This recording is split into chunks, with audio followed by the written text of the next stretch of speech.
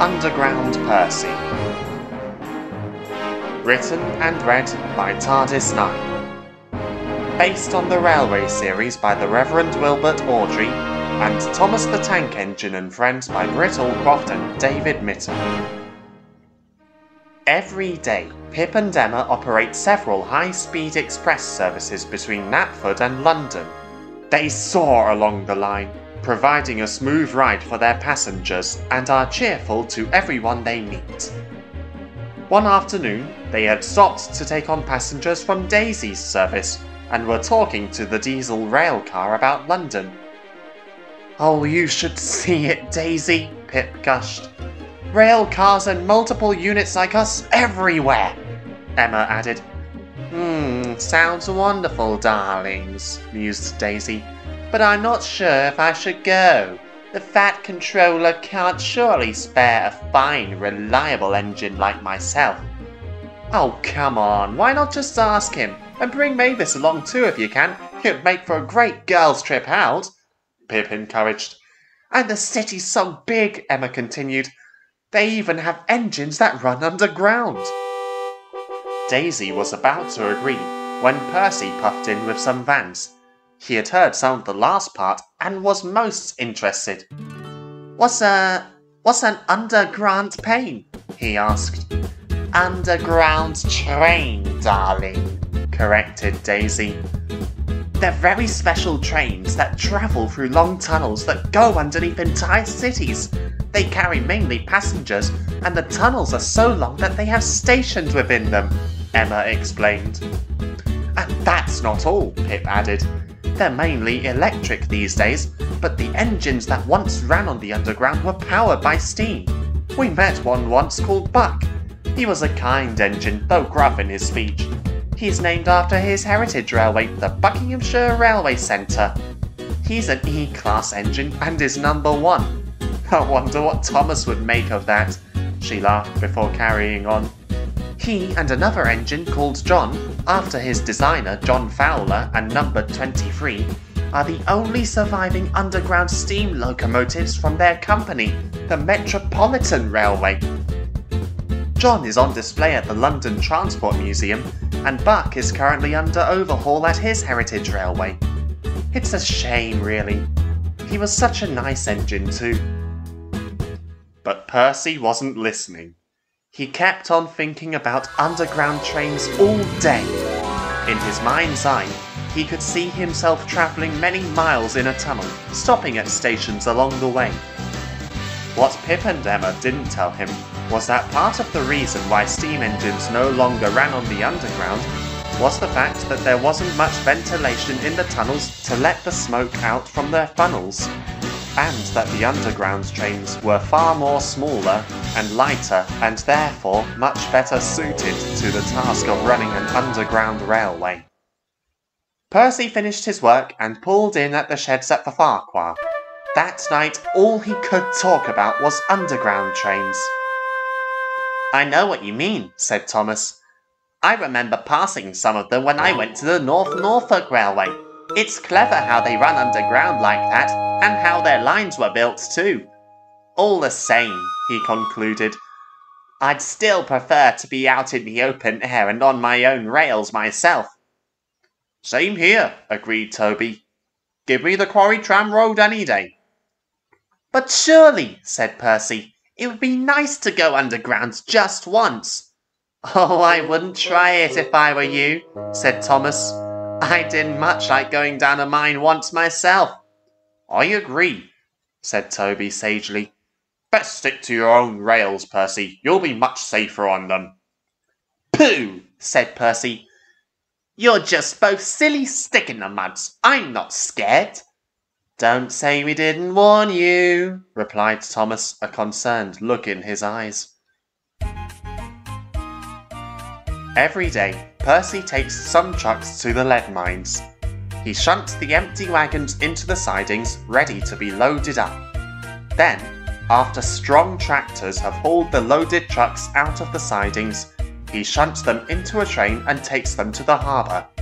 There, other engines take them on to the metalworks on the mainland, where they can be turned into brass, bronze, and other useful materials. Percy never went near these sidings himself. He knew full well that the ground could not hold his weight, and never dared to pass the danger boards. He remembered all too clearly what had happened the last time he had done that, and Thomas's accident at the mines as well. But he still kept on talking and thinking about underground trains. Eventually, even the trucks began to tire of this. "It's no fun with him," they complained to each other one wet afternoon. "All he talks about are stupid underground trains." They stopped talking when they saw Percy's wheels slip on the wet rails as he pulled some loaded trucks out of the mine towards the harbour. This gave them a very naughty idea. "We'll soon teach him to value the rails he runs on," they giggled. They whispered to each other and had soon made a plan. Soon, Percy arrived at the harbour. He applied his brakes but couldn't stop himself from slipping along the wet rails. It was lucky he was going slowly, otherwise he would have gone right through the buffers. He shunted his trucks into place for Bear's goods train, and saw Toby on the line next to him, the latter having taken some stone trucks down to the harbour. "You're running late today, Percy," said Toby, a concerned look on his face. "Anything the matter?" "Only these wet rails," Percy complained. "They make my wheels lose grip, more so than my sanding gear can handle. I keep on slipping when I stop and start, and there's so many trucks up at the mines too." Tell you what, Percy. I have a bit of time before my next train is due out. When I finish taking on water, I'll come and help you out up there." "Thank you, Toby," Percy replied. "I'll be glad of your help." Soon, Percy was uncoupled from his trucks, ran past them on the loop, and shunted back up the line to fetch some more from the lead mines. When he arrived there, the trucks were still giggling amongst themselves. They knew where all the weak points in the ground were, and intended to use them to their full advantage. Percy marshalled them into line. Come on, he puffed.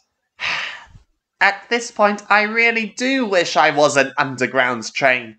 At least they don't have to put up with bad weather." The trucks grinned. This was the chance they had been waiting for. They followed Percy slowly and quietly out of the siding. The fireman ran alongside the train, setting the points as required. But the driver had completely forgotten about the danger board and that Percy had been coupled up to the trucks. He only remembered when he heard the fireman call out to him. Acting quickly, he screwed Percy's brakes hard on, but by now the train was already past the board. Unable to do much else, he jumped clear. On, laughed the trucks. "Help!" wailed Percy. The ground beneath him and the trucks gave way, the rails just barely holding them upright. Finally, the rails separated from each other. First the trucks fell into the chasm, then Percy, the trucks pulling him down. As the dust settled, the driver and fireman ran to examine the damage. A gaping hole now stood where the lines had once been. At the bottom of it sat Percy, his smokebox facing skywards, atop a pile of trucks. Percy was battered, bruised, and dented all over. His crew wasted no time in raising the alarm. Soon, Thomas and Toby arrived with the breakdown crane. As promised, Toby took care of the other trucks at the mine by escorting them to safety, while Thomas helped with the rescue operation. The Fat Controller stood by the side of the hole, watching as chains were lowered and hooked onto Percy. As gently as they could, the cranes slowly lifted him out of the hole, and he was lowered onto a flatbed. Thomas and the Fat Controller couldn't help but chuckle at all that had happened. "So you've got to be an underground train after all," Thomas said cheekily. "Very well, Thomas, that's enough," said the Fat Controller. "So, Percy, Thomas tells me you want to be an underground train, eh? Well, there is a reason as to why they are built smaller and lighter than you know. It's so they can travel underground without disturbing anyone. I don't blame you for what happened today, so don't worry. Those trucks knew the ground wasn't firm enough. Now they're damaged beyond repair, and I'll have to get some new ones in and send you to the works for repairs. I can't say they were asking for trouble though, but I will say this. Underground trains are all well and good, but their way of life is not for everyone. You stick to working overground on your own rails. You'll be happier that way. Percy gave a small smile. Thank you, sir, he replied. I think I will. Being an underground train is all well and good, but I'd rather stick to the standard gauge lines. But at least I was an underground train, just once, smiled Percy the small engine.